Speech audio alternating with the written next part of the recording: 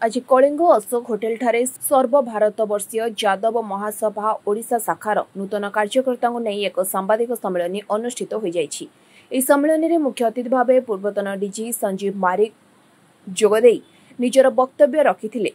से निज वक्तव्य कहिथिले यादव माने शिक्षित हेबाकू आह्वान जणाइथिले। शिक्षार विकास बिना जातिर विकास असंभव बोली श्री मारिक कहिथिले।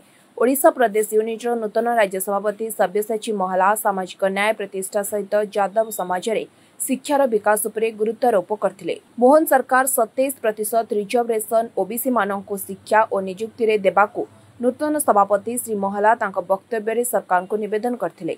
ओडिशा रे यादव भाई भौणी माने एही संगठन रे जोग देबाकू श्री महला निवेदन करथिले। पंचायत स्तर आरंभ करी ब्लॉक कमिटी, जिला कमिटी और राज्य कमिटी करबाकू श्री महला घोषणा करथिले। आज मते यही दायित्व देइतिबारु मु समस्त को ऑल इंडिया यादव महासंघर आमर समस्त ओडिशा टीम को धन्यवाद प्रथमे ज्ञापन करी। आमर महिला माने एबे कौन है बहुत पछुआ रही जाइछंती। शिक्षा क्षेत्र रे हो आउ राजनीति क्षेत्र रे हो सब क्षेत्र रे से माने एबे पछुआ रही चंदी। आउ तांकर डेवलपमेंट केमती आगु को अधिक परिमाण रे हबो, से माने केमती घर बाहर की सब काम रे आगे जिबे, तो सेटा हमर प्राइम फोकस रहउची। आमे हमर आगु को प्लान रही कि आमे केमती तांको जिला स्तर रे ब्लॉक स्तर रे तांको कोनोसी दायित्व दे कि समस्त को आगे आनिबु। आउ एटा हमर मूल उद्देश्य रही छे।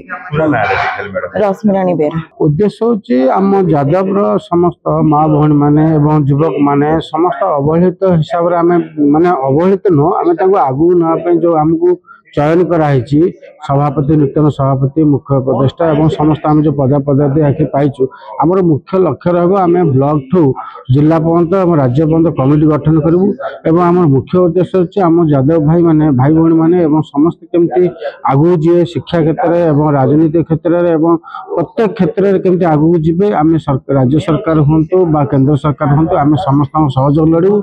आम निजर आम हक आम आणबू चेष्टा करूँ। आम समस्त को एकाठी बांधी आम जाति आम धर्म समस्त को बचाया भी चेष्टा करूँ। आम मुख्य उद्देश्य है आपण मान माध्यम सरकार को आम निवेदन करोड़ार यादव संख्या पाखापाखि 20% अच्छी। तेणु एमानकर जो सामाजिक न्याय केबे भी यादव माने पाई ना। से बहुत शिक्षार उन्नति होनी, शिक्षापी सरकार पदक्षेप नियंतु, से हस्टेल सुविधा दि जाऊ, पाठ पढ़ापी वृत्ति भी दि जाऊ। चाकरी तो पर कथा, मुख्यतः से अर्धशिक्षित होकर रही प्राय यादव मैंने गाँव सर्वे कर प्राय से मेट्रिक भी पास करना 50% ऊर्ध से निजर कौलिक वृत्ति कर जोटा कि लाभदायक नहीं। सरकार भी पदक्षेप नियंतु केपरी जो जी भी कौलिक वृत्ति जो जाति भी अच्छी से जातिटा केमी डेभलप कर वृत्तिटा केमी हम सरकार भी माने पदक्षेप नवा दरकार। पर्यंत एमाने अवेयरनेस आसो ना, सचेतन आसो ना कि शिक्षा ही विकास बाट अच्छी। यहीटा जे पर्यंत न आसिले किसी हेब ना।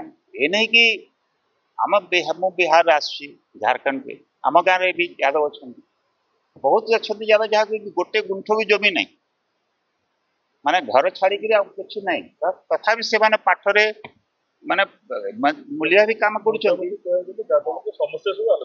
हाँ आलोचना है मोटामोटी एटा। तो से मेन एमाने आसिक सचेतन आनवा कथा कि पाठ हेले ही से विकसित हो। पाठ्यक्रम न पढ़ले एजुकेशनली जदि से माने निजर उद्धार न करिवो से निजे परिश्रम करिवो। एजुकेशन रे के तुमको हेल्प करबो नै उठवा पाई स्कूल अच्छी ये अच्छी निजे पाठ न करले हेबो नै। भुवनेश्वर राज्य सरकार एक यादव भवन निर्माण करने को श्री महला मोहन सरकार को निवेदन करथिले।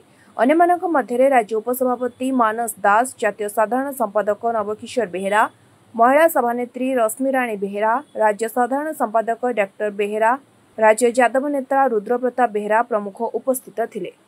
भुवनेश्वर देवेंद्र पैडांग रिपोर्ट, न्यूज प्लस ओडिया।